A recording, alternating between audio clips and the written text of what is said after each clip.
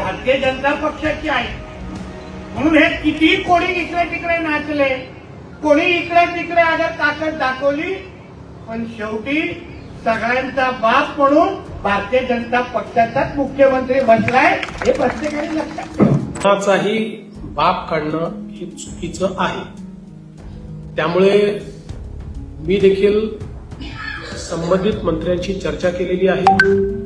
त्यांनी स्वतः सांगितलं की माझ्या बोलण्याचा तो अर्थ नव्हता. मी त्यांना सांगितलं तुमच्या मनात काही अर्थ असला तरी परसेप्शनमध्ये जो अर्थ जातो तो राजकारणात महत्वाचा असतो. त्यामुळे अशा प्रकारे बोलणं योग्य नाहीये. बोलणं झालं, बाप म्हणणं चुकीचं आहे. मी त्याला याबद्दल बोललेलो आहे. कोणाचं शेवटी मुख्यमंत्री हा महाराष्ट्राच्या जनतेचा सेवक असतो, कोणाचा बाप नसतो. मी मुख्यमंत्री होतो तेव्हा लोकांना सांगायचं मला साहेब बनवू नका, मी सेवक आहे महाराष्ट्र जनतेचा. तीच समज मी नितेशला दिलेली आहे. त्यामुळे वादाचा मुद्दा मुद्द्यावरून हा वाद सुरू झाला नाही, संपला.